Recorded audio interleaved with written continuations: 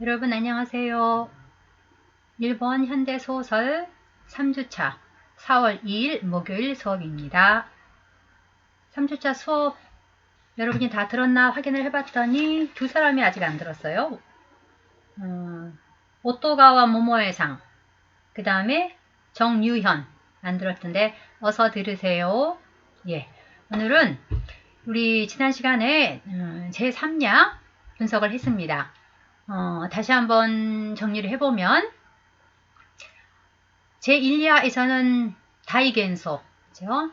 한 사람에게 있어서 가케가에너 나이 존재가 있다. 나에게 있어서 그 사람은 또 그 사람에게 있어서 나는 그런 누구도 대신할 수 없는 그런 존재이고 싶다. 라고 하는 환상한 인간들을 가지고 산다. 그것을 요시모토 바나나라는 사람이 다이겐소라는 말을 써서 표현을 했는데 그 다이겐소를 형상화한 그런 작품이라고 나이이지야를 읽었습니다. 반면에 우리가 지난 시간에 읽었던 나이상이야인 경우에는 여기도 역시 관계가 나오죠. 지붕 여기서는 곤나 유명합니다. 그리고 난 다음에 그 1인칭 대명사로서 지붕이라고 하는 말이 나옵니다만 그 지붕 자신이라고 표현되고 있는 나와 꿈을 꾸고 있는 뭐 본인이 되겠죠. 그 다음에 메노 츠부레타 지분노 고도모 이 두 존재의 어떤 대립이라고 하는 것이 그려져 있는 것처럼 느껴집니다. 얼핏 보기에는 그렇습니다. 그런데 여기서 그 지붕이라고 하는 존재하고 그 다음에 눈먼 이 자기 자식과의 대립만 있는 것이 아니지요. 사실은 지붕이라고 하는 것이 가만히 보면은 그 메노 츠부레타 자신의 고도모에게는 자기가 말로는 하지 않고 있는 숨겨진 내면이 있지요. 그런가 하면은 아이에게 자기가 표현하는 말이라든지 행동은 사실 그 내면과는 다르다 라고 볼 수밖에 없는 그런 이미 나 자신이 분열되어 있는 자신이라는 것을 알 수 있습니다. 그렇기 때문에 이 작품 속에서는 그 대립이 지붕하고 메노츠브레타 지분노 고도모와의 대립이 많이 있는 것이 아니라 더 심층적으로 보면은 나의 내면과 그 다음에 나의 언행 그리고 이 두 가지와 또 대립되는 존재로서의 지분노 메노츠브레타 고도모가 있다고 볼 수 있겠어요. 그래서 이 그 세 각각의 특징을 보면은 나의 내면이라고 하는 것은 내면에 있어서 움직이는 어떤 그 에너지라고 하는 것은 어느 쪽으로만 향하고 있는 거 아니? 어떤 불쾌감을 주는 긴장감을 해소하기 위한 쪽으로만 이 내면은 움직이고 있습니다. 그 대표적인 예가 9번째 단락에 나왔던 하야코 스테테 시마떼 안신시나쿠테와 나라나이 라고 하는 표현이겠죠. 빨리 이 내 등 뒤에 붙어있는 혹과 같은 이 자식을 버려버리고 내가 안심을 해야겠다. 불쾌감을 주는 긴장감을 해소하는 쪽으로만 달리고 있는 것이 나의 내면. 그런가 하면은 나의 말과 행동은 8번째 단락에 나왔던 부모한테까지 이 장애를 가지고 있다 보니까 여러 사람들에게 그 마카니 사례를까라 이게나이라는 표현을 하죠. 그랬을 경우에 그 아이의 말에 대해서 지분과 하는 말이 다카라 오브떼아루까라 이잖아이까 라는 말을 합니다. 즉 네가 눈이 멀어서 안 보이기 때문에 내가 널 이렇게 업고 다니지 않느냐 라는 말을 하고 있죠. 근데 우리는 이미 이 작품 속에서 이 작품이 그 지붕의 1인칭 시점으로 진행이 되고 있기 때문에 나의 내면을 다 알 수 있기 때문에 이것이 사실은 이 사람이 지금 내면에서부터 욕망하고 있는 그 욕망과는 굉장히 동떨어져 있는 위선적인 말이라는 걸 알 수 있죠. 그러니까 나의 언행은 아주 영악한 위선을 보여주고 있다고 할 수 있습니다. 마치 내가 아버지이기 때문에 너를 이렇게 양육하지 않느냐라는 식으로 사실 내면은 이 혹덩어리 같은 아이를 빨리 내다버리고 싶다라는 것이 본심이니까요. 그런가 하면은 아이라고 하는 것은 이제 11번째 단락에 가면은 오마에가 오레오 고로시다노와 라고 얘기를 하면서 히토고로시다 너는 라고 하는 것을 고발을 하게 되죠. 그런가 하면 그 전 10번째 단락에서는 이렇게 설명을 했죠. 지분노 과거, 겐자이, 미라이요 고토고토고 테라스.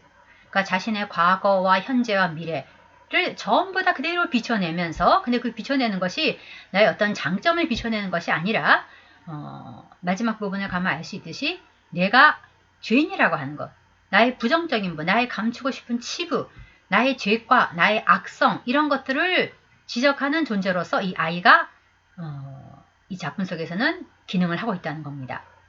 이렇게 이 각각의 특징을 봤을 때 나의 내면과 나의 언행과 나를 고발하는 아이라고 하는 것은 이 작품이 나오는 게 1908년이죠. 그 다음에 소세키가 1900년부터 1902년까지 영국에 유학을 갔다. 라는 얘기 잠깐 했습니다만 그 1900년에 나온 그 프로이드의 꿈의 해석이라고 하는 책, 그 책 속에서 이 프로이드가 인간의 정신 아니면 인간의 마음, 인격이라는 말로 설명해도 될 것 같습니다만 그것이 사실은 여러 가지 층위에 의해서 형성되어 있다. 그래서 그 가장 근저에 있는 것은 욕망의 덩어리다. 이드라고 했죠. 아니면 원초화, 우리말로는 원초화라고도 합니다만 그 위에 있는 것이 그 욕망을 이루고 싶지만 현실적으로 그 욕망을 있는 그대로 표출을 하고 그 욕망을 이루려 하자면 여러 가지 그 주위로부터의 제재를 당할 수밖에 없게 된다. 그러니까 영리하게 내 욕망을 이뤄나가야겠다라고 하는 부분이 우리 인격에 있어서 에고, 자라고 하는 부분. 그 다음에 그 위에 우리가 어렸을 때부터의 가정교육이라든지 아니면 여러 가지 교육을 통해서 인간은 모름지기 이렇게 살아야 된다라고 하는 것을 배우게 된다는 거죠. 그런 어떤 사회 도덕이라는 것이 나에게 내면화되어서 그것이 나의 양심을 형성하게 되면은 이것이 초자라고 하는 층위로서 그것이 나에게 어떤 도덕적인 도덕적인 삶을 사는 쪽으로 나를 지도해 나간다는 것이죠.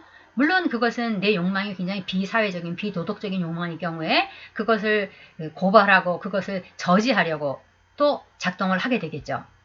그래서 이 다이사이아에 나오는 이 대립관계, 나의 내면과 나의 언행의 대립, 그 다음에 나의 내면에서 욕망하는 그것이 바로 죄가임을 고발하는 아이라는 존재로 나타나 있다는 것.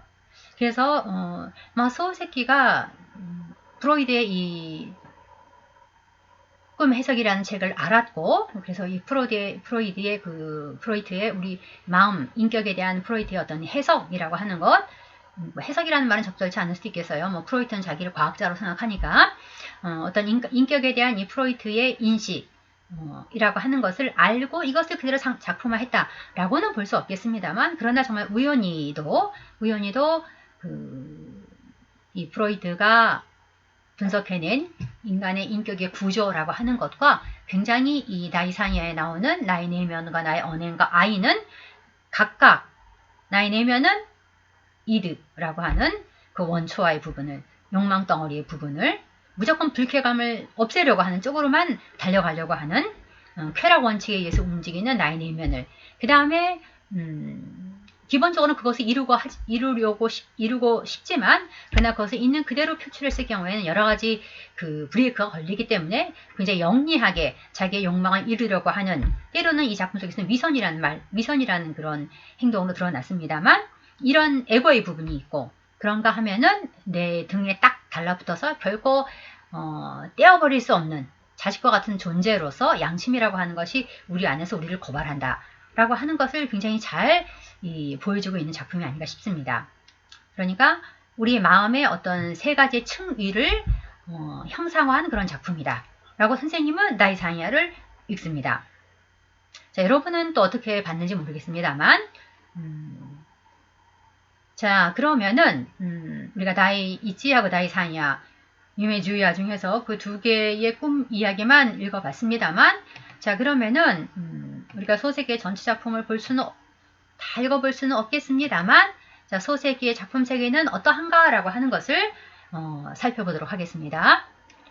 자, 여기서부터는 요번 이 시간의 자료를 이용해서 강의를 하겠습니다. 여러분들 다 출력하셨죠?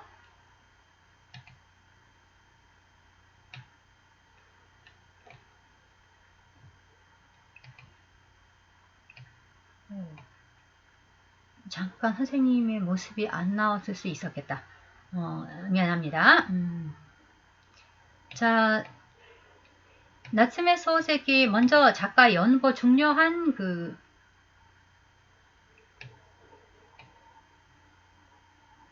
이력을 좀 보도록 하겠습니다.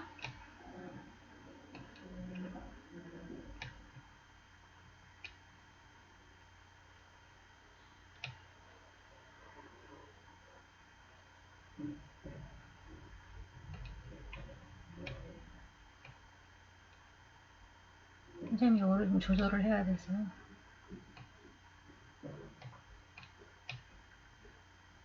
예, 됐습니다. 자, 소세기는 우리가 명치 유신이 언제 일어났습니까? 메이지 유신. 1868이죠. 이치하치 로쿠하치입니다. 1868년인데 그 메이지 유신이 일어나기 바로 한 해 전 1867년에 태어났습니다. 그러니까 명치 유신의 그 연도가 이 사람에게는 그대로 만 나이가 돼버리겠는데 출생한 곳은 에도입니다. 아마 지금의 도교죠. 동경의 옛 이름이 에도죠. 그래서 그 에도 동경에 수도가 있었던 시대를 에도 시대라고 합니다만 그 에도의 촌장 집안에 일본어를 말하자면 쇼야라고 합니다. 쇼야라고 하는데 여기 장옥이라고 쓴 것이 쇼야입니다. 근데 우리말로 옮기자면 촌장쯤 될 것 같아요. 촌장. 그 마을에선 유지라고 볼 수 있죠. 그 에도의 촌장 집안에 막내로 출생을 합니다. 그런데 아버지가 그때 51세고 어머니는 42세입니다. 근데 지금 42세는 젊지요. 아버지 51세, 선생님보다 젊네. 그런데 그 당시에 사실 여자가 40이 넘었다, 그 다음에 아버지가 50이 넘었다라는 것은 굉장히 이건 노인입니다. 그래서 노인들이 아이를 낳았다라고 하는 것이 좀 부끄러웠던 것 같습니다. 그래서 또 이미 뭐 아들도 많이 있고 이미 아들이 넷이나 있었다는 거 아닙니까? 누나도 있습니다만. 그래서 이 막내로 태어난 아들을 남이 집에 보냅니다. 근데 이때는 막 호적까지 옮기는 것은 아닙니다. 그런 경우에 사또꾸라고 하는데 양자는 호적까지 옮기는 것이고 호적은 옮기지 않은 채 어떤 양육권을 다른 사람에게 양도하는 것이죠. 그래서 사또꾸로 가게 됩니다. 그렇게 보내졌다가 그 다음에는 다시 집으로 돌아오게 돼요. 이렇게 집으로 돌아오게 되는 것도 사실은 이 어린 소새끼를 사도코로 받아들이는 그 집안이 아마 그 노점상을 했다고 합니다. 그래서 밤에 여러 가지 물건들을 팔기 위해서 노점에 물건들을 쫙 늘어놓고 또 그 수양아들을 지금 얻었는데 그 어린아이를 집에 혼자 두고 나올 수가 없잖아요.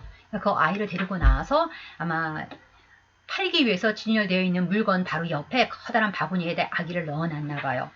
근데 밤에 그렇게 자기 동생이 노점에 마치 어떤 파는 물건처럼 그 바구니에 넣어져서 놓여있는 것을 우연히 지나가다가 본 누나가 굉장히 안쓰럽게 생각했던 것 같아요. 그래서 부모에게 와서 이야기를 하고 결국 그 수양 아들로 보내진 집으로부터는 이 아이를 다시 거둬들입니다. 소새끼를. 그런데 그 다음에는 조금 더 유복하는 가정에 양자로 보내지게 됩니다. 근데 이 양자로 보내진 가정이 사실은 소새끼 아버지가 나코도를 했던 중매를 섰던 집안이었기 때문에 부부였기 때문에 양가가 잘 아는 사이였고 그래서 양자로 보내지고 난 다음에도 소새끼는 자기의 원래는 본가지요. 본가를 할아버지 할머니인 줄 알고 드나들었다고 합니다. 그런데 양자로 보내졌던 집안의 부모지요. 그 양부모가 이혼을 하게 됩니다. 그렇게 되면서 양자도 받아들였던 이 자식을 계속 기를 수는 없었던 거겠죠. 그래서 다시 본가에 이 아이를 돌려보내게 됩니다. 그래서 10살 무렵에 다시 자기 부모 밑으로 들어옵니다. 근데 맨 처음에는 소새끼는 여전히 할머니 할아버지를 알고 있었어요. 자기 친부모를. 근데 어느 날 그 집안에서 일을 하는 지금으로 하자면은 가정부라고 해야 될까요? 그 조추가 나이가 좀 많은 조추가 귀에다 대고서 네가 지금 할아버지라고 생각하는 저 사람이 사실 네 아버지고 그 다음에 할머니라고 생각하는 저 사람이 네 어머니다 라는 얘기를 해주게 되고 막 10살이면 어느 정도 사리를 알만한 나이니까 굉장히 충격을 받았을 겁니다. 그러니까 자기 자신은 어렸을 때 부모에게 환영받지 못한 아이였다 라고 하는 그 자의식이 강하게 뇌리에 새겨지는 거죠. 그래서 우리가 읽은 다이사이아라고 하는 것을 이거는 아버지가 아들을 버리는 이야기인데 이것을 뒤집어서 자기가 어렸을 때 그렇게 부모에 의해서 아버지에서 버려진 기억이 있기 때문에 소새끼의 전기적인 사실을 연결시켜서 이 작품을 읽어내는 그런 읽기도 연구자들 가운데서는 행해지고 있습니다. 아무튼 어렸을 때가 행복했다고는 볼 수 없는, 그러나 양자로 보냈었던 그 부모들이 소새끼를 사랑하지 않았던 건 아닌 것 같아요. 가정적으로 여유도 있고 부부 사이가 좋았을 때는 사랑해줬던 것 같습니다. 그러나 이제 이 양부모도 경제적으로 몰락을 하게 되고 난 다음에는 이제 소새끼가 나중에 동경제국대학의 교수가 되고 난 다음에는 다시 나타나서 어떤 경제적인 원조 같은 것을 원한다는 등등의 일이 있어서, 아무튼 이 어린 시절의 이 사건이 소새끼에 있어서는 굉장히 그 어떤 지울 수는 없습니다만 어두운 그 경험으로서 남아있게 됩니다.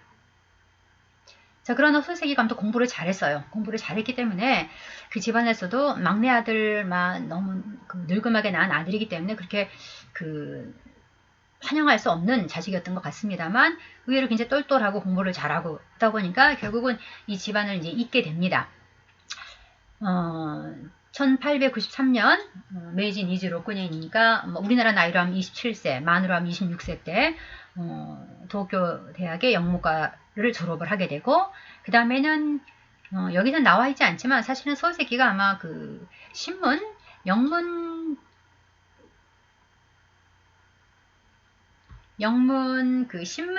영문으로 된 그 기사를, 영문으로 된 신문을 발부하는 그런 신문사에 취업하려고 했는데 떨어졌다고 합니다.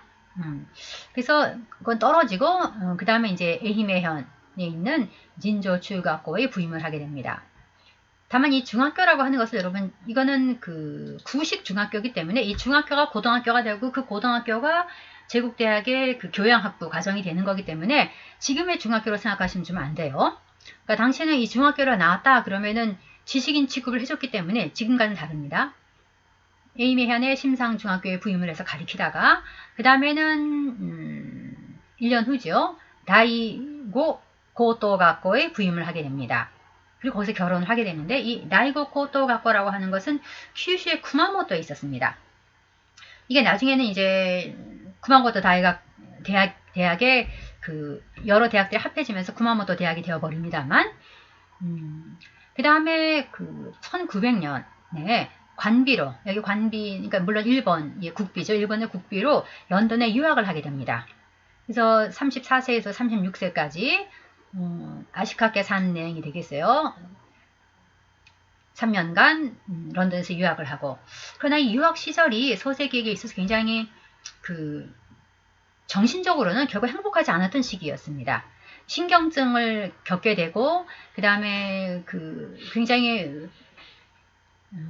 그 당시에 서구라고 하는 것은 문화에 있어서나 문명에 있어서는 굉장히 발달한 곳이고 가보고 싶고 배우고 싶은 나라이기도 했습니다만, 막상 이 이구 땅에 와서 혼자 생활을 하다 보니까 여러 가지 그한 스트레스를 많이 받았던 것 같습니다.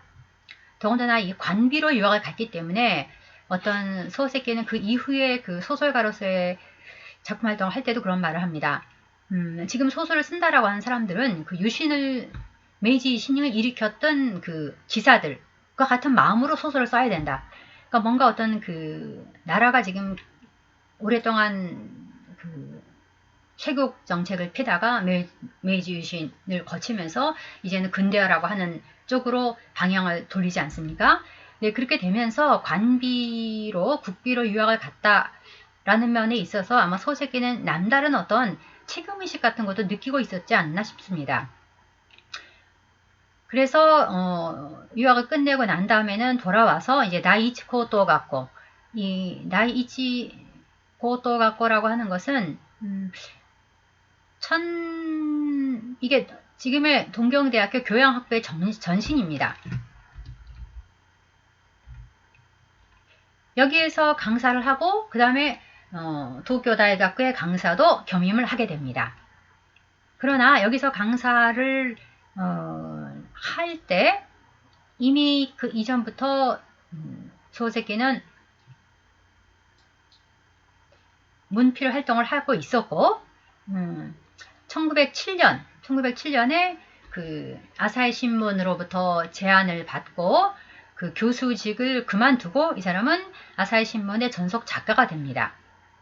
그리고 난 다음에 처음 발표한 작품이 무비진소, 우미인초, 그 양귀비꽃이죠. 무비진소라고 하는 작품을 발표를 하고 계약에 의해서 이 아사히 신문의 전속 작가가 되었기 때문에 이 이후의 작품은 다 아사히 신문 지면을 통해서 발표가 됩니다. 그 다음에 그로부터 약 9년 후가 되겠습니다만 명암, 매안이라는 작품을 연재하는 도중에 사망하게 됩니다. 자, 간단하게 소세기의 연보에 대해서 살펴봤습니다만 그러면 소세기의 작품 세계는 어떠한가 라는 것인데요. 크게 세 가지로 나눌 수 있지 않을까 싶습니다.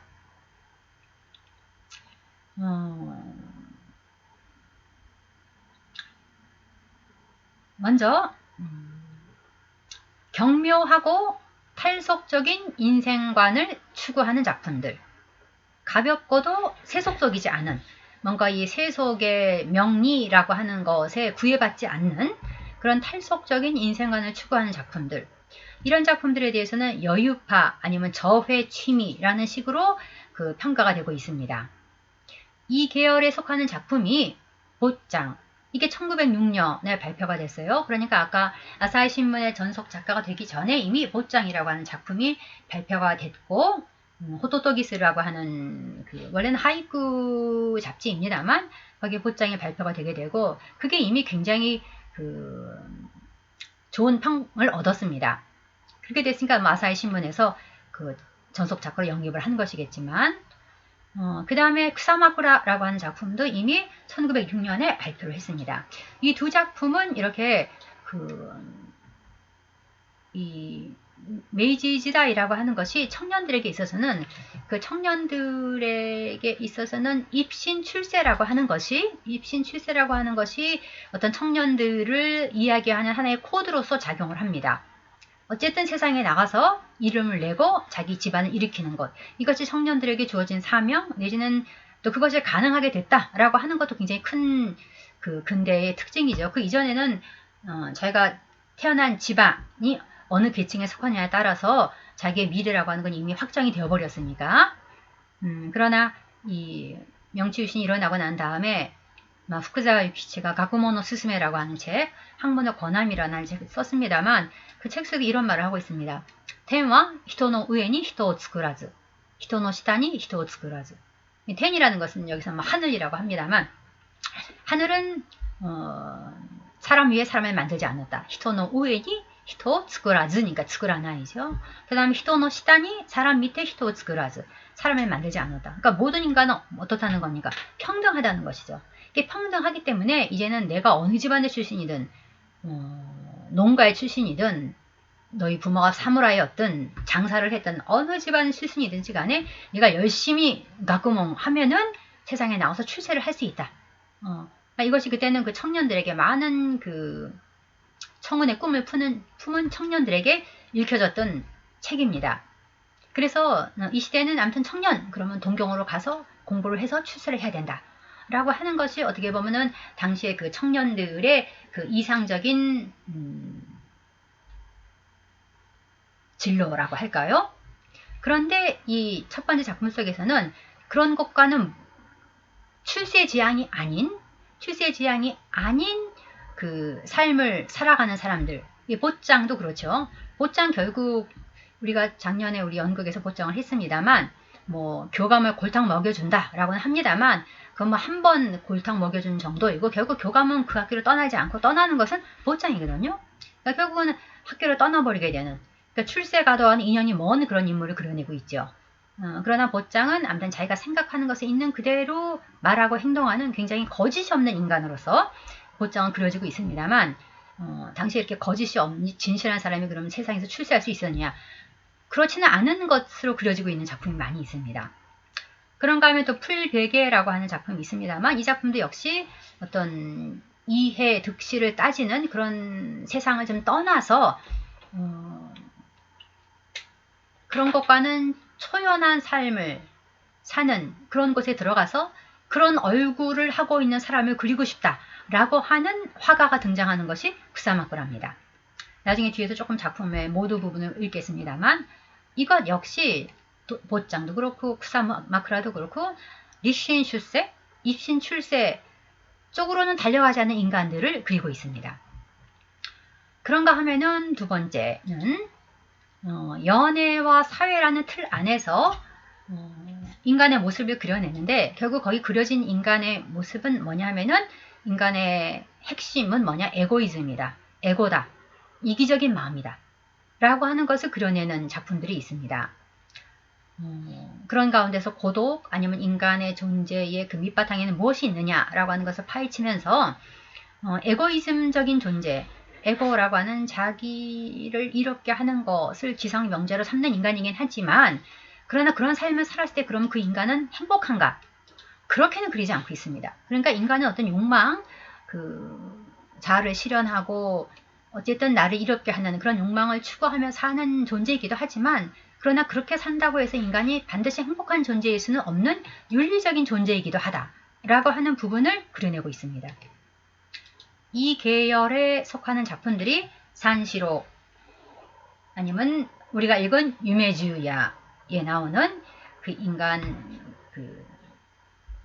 다이이치야도 그렇고 여기는 사회라는 틀이라고 하는 것은 보여지지 않습니다만 어떤 인간 존재의 신부 우리가 읽은 그 유미주의 다이사니아 같은 경우는 그야말로 인간의 마음이라고 하는 것이 어떤 것인가 인간 존재, 인간의 인격이라고 하는 것이 어떠한 것인가 라고 하는 것을 굉장히 잘 파헤치고 있죠. 그 다음에 다이이치야 같은 경우도 기본적으로 연애라고 하는 틀이겠습니다만 그 안에서 결국 인간이 타이겐소라고 하는 것이 정말 실현될 수 있는 것이냐 완벽하게 실현은 불가능하다고 보는 것이죠. 그러니까 환상이 붙는 거 아니겠습니까? 그러나 그걸 완벽하게 실현시킬 수 없다고 하더라도 인간은 또 그런 것을 추가하지 않고는 배길 수 없는 존재라고 그리고 있는 것이죠. 이 계열에 속한 산시로, 그 다음에 유메주야, 그 다음에 소레카라는 작품, 그 다음에 몽, 기간스기마데. 기강이라고 하는 것은 춘분하고 추분 그 전후의 며칠간을 기강이라고 합니다만 우리말로 하면은 그냥 춘분 정도로 봐야 될 것 같아요. 춘분 지나기까지. 그 다음에 고진, 행인, 그 다음에 고꼬로 라고 하는 작품, 그 다음에 밀양은 마지막에 완성을 보지 못했다고 했습니다. 그래서 이런 인간 존재가 무엇이냐라고 했을 때 정말 인간의 핵심은 에고다. 그렇죠? 에고이즘이다. 라고 하는 것을 그리면서 그러나 그 에고이즘만을 그럼 추구해서 나가면 인간은 정말 행복하게 살 수 있는가?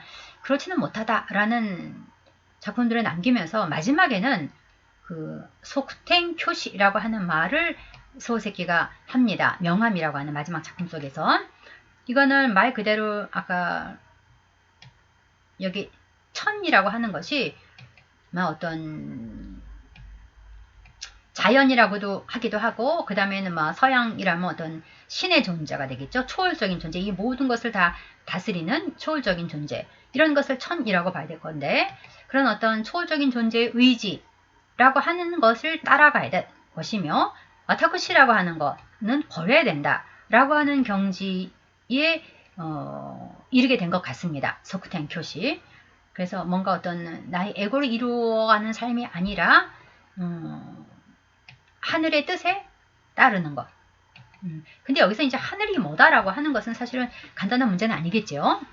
그러나 이 소쿠텐 교시에 대해서는 여러 가지 그 논의가 있는 것으로 알고 있습니다만 선생님도 정확하게 이 소세키가 마지막에 추구했다라고 하는 소쿠텐 교시가 무엇인가 라고 하는 것을 딱 정리해서 말하기 좀 힘들어요. 잘 모르겠습니다. 어떤 부분에서는. 네. 자, 그 다음에 세 번째 계통이 아까 소세키가 영국에 유학을 갔다고 했죠. 그 당시에 서구, 유럽, 미국이 일본의 근대화의 모델이 됐죠. 그러나 그 나라를 직접 가서 보고 경험한 사람은 굉장히 소수입니다. 그 중에 소세키는 한 사람이었던 거죠. 더군다나 자기 돈이 아니고 관비로 일본 국가의 돈을 받아서 유학을 갔다 온 사람이에요. 그렇기 때문에 어떤 근대 일본이 지금 제대로 나아가고 있는 것인가 라고 하는 것, 이 근대 일본의 문명에 대해서 비평을 해야만 한다라고 하는 어떤 책임의식을 가지고 있었던 것 같습니다. 그래서 이 근대 일본의 문명을 비평한 이런 계통에 속하는 작품이 와가 하야네 고데야루라고 하는 것. 이것도 여기서는 와가 하이라고 하는 것은 이모문 정도죠. 그러니까 사실은 고양이가 쓰기에는 굉장히 건방진. 그리고 실제로 이게 와가 하이라는 말이 1인칭 대명사로 많이 쓰이나 그렇지 않습니다. 이 몸은 그래서 우리말로 해석할 때는 이 몸은 고양이로서이다. 이 몸은 고양이다 라고 합니다만 이 고양이 눈을 빌어서 당시에 그 쿠사미 선생님이죠. 그 영어 선생님인데 영어 선생님의 집에 드나드는 당대 그 지식인들의 모습들을 그 풍자하고 있는 작품입니다. 그래서 이 작품에는 그럼 어떤 식으로 풍자를 하냐 하면은 몇 가지 얘기를 하자면 이렇게 말합니다. 인간들은 되게 이상하다. 이 고양이의 시선이죠. 우리는 뭐 이 집 저 집 경계 없이 다 드나들 수 있는데 인간들은 분명히 땅에는 금도 없는데 그 땅에다가 있지도 않은 금을 만들어 놓고 경계를 지어서 이거는 내 땅, 이거는 저 사람 땅이라고 이렇게 그 구분을 짓는다. 라든지 아니면은 인간들 굉장히 이상하다. 맨날 바쁘다 그러면서 그렇게 바쁘면은 늘 같은 머리 스타일을 유지하면 될 텐데 머리를 뭐 이쪽으로 가르마를 탔다 저쪽으로 탔다 이렇게 했다 저렇게 했다 굉장히 머리 스타일을 자주 바꾼다는 거죠. 맨날 바쁘다고 하면서 저렇게 머리 스타일을 바꿀 틈은 어디냐.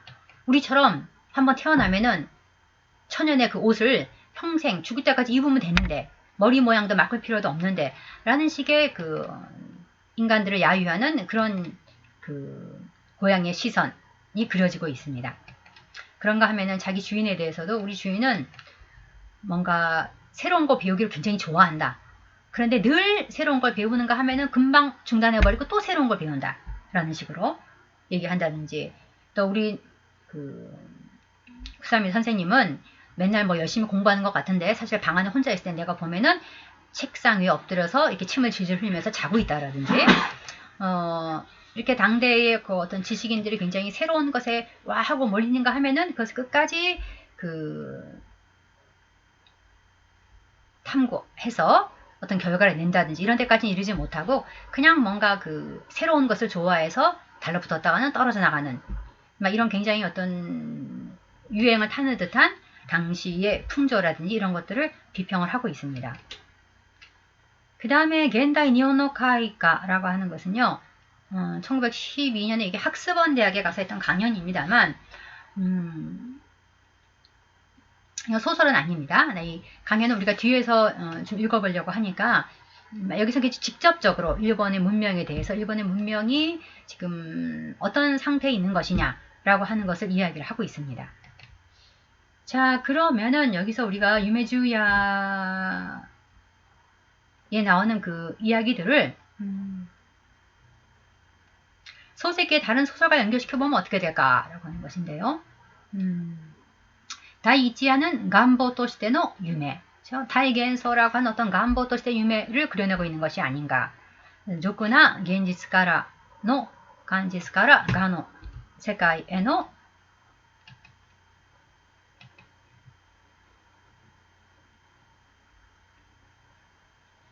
어떤 속된 현실로부터 우아한 세계로의 탈출을 그리고 있는 작품. 그러니까 우리가 읽지는 않겠지만 요교슈 같은 것이 굉장히 다이이치와 비슷한 분위기의 작품입니다. 그 다음에 그 닌겐 손자의 신지츠 다이겐소. 그러니까 이 다이겐소라고 하는 것은 히토스의 유매이기도 합니다만 결국 그것이 환상에 지나지 않는다라고 하는 부분에 있어서는 어떤 인간 존재 이런 환상을 품고 있지만 결국은 환상으로 끝날 수밖에 없다라고 하는 어떤 인간 존재의 어떤 진실을 보여주고 있다라고 하는 부분에 있어서는 코징이라고 하는 작품으로 이어질 수 있을 것 같습니다. 이 코징이라고 하는 작품에 나오는 남편도 굉장히 의심이 많습니다. 이 다이이치야에서 남자와 여자의 그 대화를 볼 때 여자는 처음부터 끝까지 모 시니마스라고 말하고 그대로 죽습니다. 근데 남자는 그 자기 눈에 비친 여자의 모습이 도저히 줄 것 같지 않기 때문에 그 여자의 말을 자꾸 의심을 하게 되고 확인을 하게 되고 마지막에도 어쩔 수 없는가라고 체념을 하는가 하면 여전히 어떤 의문을 버리지 못하고 있는 모습을 우리가 읽을 수 있었습니다. 그 다음에 해가 노보 때 시즈무 이게 100년을 기다려야 여자가 다시 온다고 했는데 이제 세다가 지쳐버렸죠. 그래서 여자가 거짓말한 건 아닌가. 나마사레타노 데와 나가로가라고 생각하는 순간이 있었습니다. 이렇게 또다시 여자의 그 말을 의심하게 되는 순간이 옵니다만 여기 코우징에 나오는 그 대학 교수 이치로라고 하는 인물이 나옵니다만 이 남자도 굉장히 의심이 많은 사람으로 나옵니다. 이 사람 굉장히 자의식이라고 하는 것이 뭐 과잉된 사람인데 굉장히 어떤 부분에 굉장히 자기는 논리적인 인간이라는 생각을 합니다. 논리적인 인간이라 나는. 그런데 이런 자기 자신은 논리적인 인간이라고 하는 자기에 대한 믿음, 과신 이런 것이 다른 사람들하고의 관계에 있어서는 어떤 의심, 불신으로 불절이 되어버리고 맙니다. 그래서 결국은 자기 아내도 믿지를 못해서 자기 동생에게 자기 아내를 좀 시험해봐라 라고 하는 좀 이해할 수 없는 그런 어떤 요청까지 하게 되는 남자입니다. 그래서 마지막에 이치로가 하는 말이 그렇습니다. 나는 미치든지 아니면은 죽든지 아니면 종교에 귀의하든지 셋 중에 하나 해야 될 것 같다 라는 이야기를 합니다만 이 나이지아에서의 남자와 여자의 아름다운 굉장히 세계인 것 같습니다만 사실 그 가운데서도 완벽한 신뢰라고 하는 것은 그 불가능한 것으로 그려지고 있습니다만 그 나이지아의 남자의 의심이라고 하는 것이 더 증폭된 형태로 나타나고 있는 것이 고진이라고 하는 작품입니다. 물론 이 다른 사람 신뢰하지 못한다라고 하는 것에서 그 왜 신뢰를 못하냐 내 생각과 다르기 때문인 거죠. 결국 내 판단에 이 여자 죽을 것 같지 않은데 죽는다고 하니까 코징의 이치로도 마찬가지입니다. 자기는 굉장히 논리적인 인간인데 그렇게 자기 자신을 그 자신이 지나쳐서 과신을 하게 되니까 결국 다른 사람은 그 믿지를 못하게 돼요. 자, 이런 도대체 인간 존재는 어떤 것인가 라고 하는 것을 추구하는 작품이 나이지아. 나이상에도 역시 인간 존재의 어떤 진실을 그리고 있다고 생각합니다만 이것은 어떤 근원적인 불안일 수도 있겠고 선생님이 이번에 이야기했듯이 프로이트가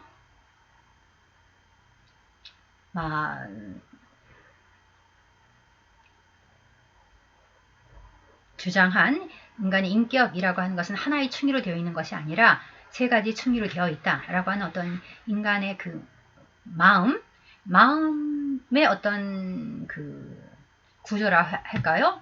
그 고코로는 아리까타? 마음이 도대체 어떠한 것이냐라고 하는 것을 나이상야는 그려내고 있고 이것을 더 아주 장편을 통해서 추구하고 있는 것이 고코로라고 하는 작품입니다. 이 작품 속에서도 커다란 키워드는 랭아여 즈미데스요라는 말을 합니다. 사랑이라는 것은 죄다. 왜냐하면은 인간이 어떤 연애를 하고 있을 때는 그 상대방과의 연애를 실현시키고 싶다. 그것을 어떤 골인시키고 싶다라고 하는 것 때문에 다른 부분에 대해서 다른 사람에 대해서는 굉장히 이기적인 그런 행동을 하게 된다는 것입니다. 이 고코로에 나오는 선생님이 사실은 그랬거든요.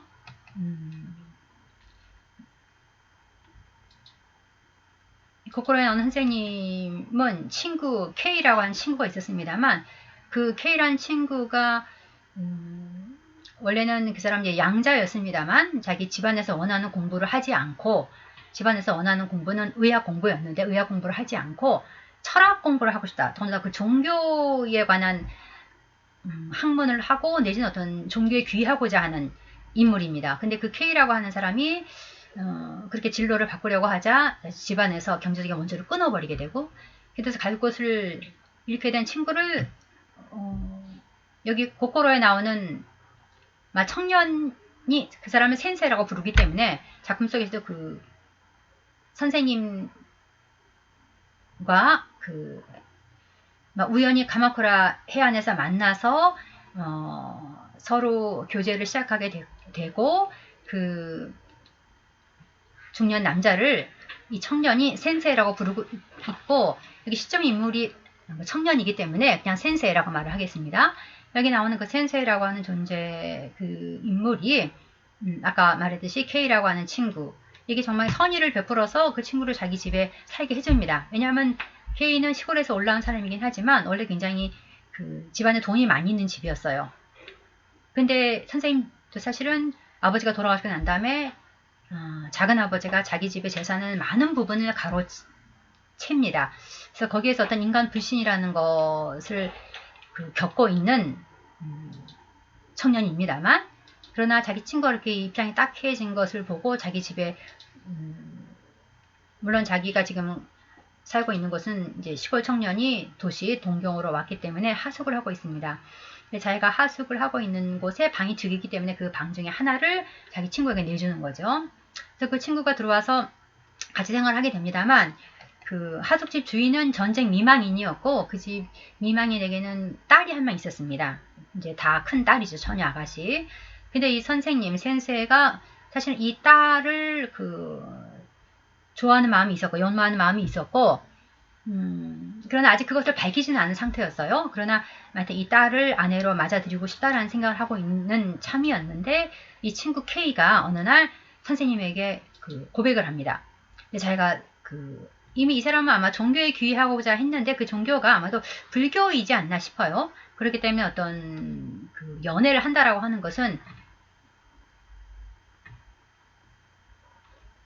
자기가 스님이 된다라고 하면은 연애를 하면은 안 되는 거죠. 물론 일본은 현재 대조승이 많이 있습니다만 그 작품 속에서는 그렇습니다. 그래서 괴로웠던 거겠죠. 자기는 지금 종교의 길을 가려고 하는 사람이기 때문에 이런 욕망의 문제 이런 것들에 휘둘려서는 안 되는데, 자기가 우연히 친구가 하숙하는 집에 들어와서 살게 됐는데 그 집에 있는 그 하숙집 주인의 딸에게 마음을 빼앗기게 되고, 그래서 그것이 괴로웠기 때문에 친구에게 고백을 했던 것 같아요. 그때 그 말을 들은 선생님은 되게 당황했겠죠. 사실은 자기가 지금 아내로 맡고자 하는 여성인데 이 친구 쪽에서 그 여성을 좋아한다라는 고백을 자기에게 하니까 굉장히 친구를 아주 야단을 칩니다. 너는 가고자 하는 길이 어떤 종교인으로서의 길인데 네가 이런 데다 마음을 팔면 안 된다라는 식으로 친구에게는 아주 호통을 치고 설교를 합니다. 그런데 그리고는 바로 이 선생님이 하숙집 주인에게 딸을 자기 아내로 달라고 이야기를 합니다. 물론 하숙집 주인으로서는 이 청년은 굉장히 탐나는 사윗감이었습니다. 일단 시골 출신이긴 하지만 집안에 돈이 있는 걸 알고 있고, 더군다나 지금 동경제국대학의 학생이고 하다 보니까 당연히 하숙집 어머니로서는 대환영을 하겠지요. 그래서 두 사람의 혼인은 이제 결정이 되어집니다.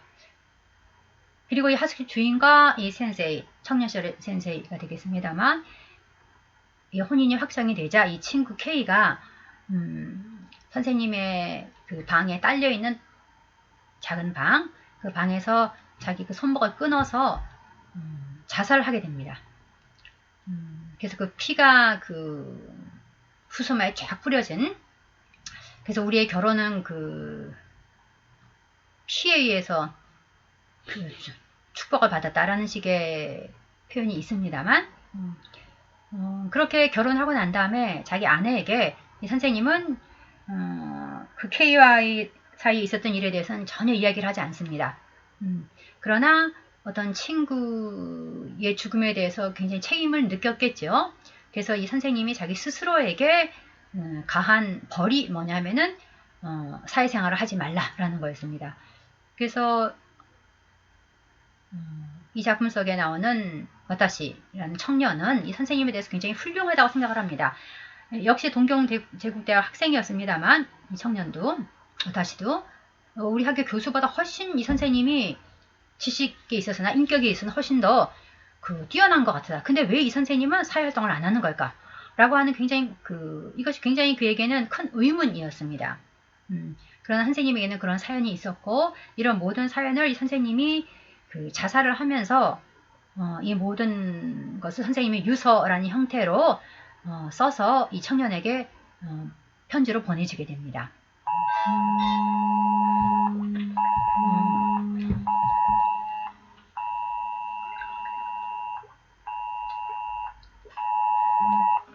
미안합니다. 이게 그래서 이 고코로라고 하는 작품 속에서 인간 존재라고 하는 것이 어떠한 것인가 라고 하는 것, 굉장히 어떤 이기심이라고 하는 것이 그대로 노출될 수밖에 없는 연애. 그래서 결국 결혼을 했습니다만 그 결혼을 하고 난 다음에 그렇다고 해서 자기가 그 친구에게 저지른 그 죄과에 대해서 그것을 완전히 잊고 살 수 있는 존재는 아니라는 거죠. 그래서 결국 자기 스스로가 자기 자신을 그 벌하게 되는 그런 인간 존재를 그려내고 있습니다. 그 다음에 나이 로쿠야는 우리가 읽지 않았기 때문에 이 부분에 대해서는 이야기를 하지 않도록 하겠습니다. 자, 그러면은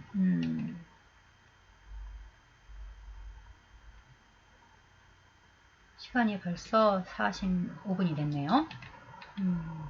자, 그러면은 그 작품 읽는 거 부분에 대해서는 다음 시간에 얘기를 해야 될 것 같습니다. 자, 그러면은 오늘 수업은 일단 이것으로 마치고 다음 시간에 여기 작품들. 근데 선생님이 여기 번역을 다 해놨으니까 여러분이 한번 이건 미리 좀 읽어봐 주십시오.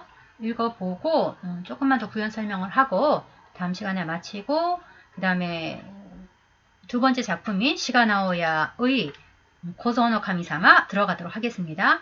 지금 첫 번째 담당자는 올려놨던데 선생님이 어젠가 그제 확인했을 때 자, 그 다음 담당자들도 단어하고 해서 올리시기 바랍니다. 그리고 하나 주의할 점은 여러분들 그 단락별로 올리시고 그 다음에 띄어쓰기 틀리지 않도록 주의하십시오. 이제 띄어쓰기 틀린 것에 대해서 이제는 체크를 해서 감점을 할 겁니다. 그러니까 여러분이 아래 한글로 작업을 하실 때 띄어쓰기가 잘못되어 있으면은 밑에 그 빨간 물결 선이 뜨지 않습니까? 그런 선이 떴을 때는 이게 뭔가 띄어쓰기가 잘못됐구나 라고 하는 것을 그 인식을 하시고 고치시기 바랍니다. 그래서 띄어쓰기 틀리는 건 없도록. 자, 그러면은 오늘 수업은 이것으로 마치겠습니다. 수고했습니다.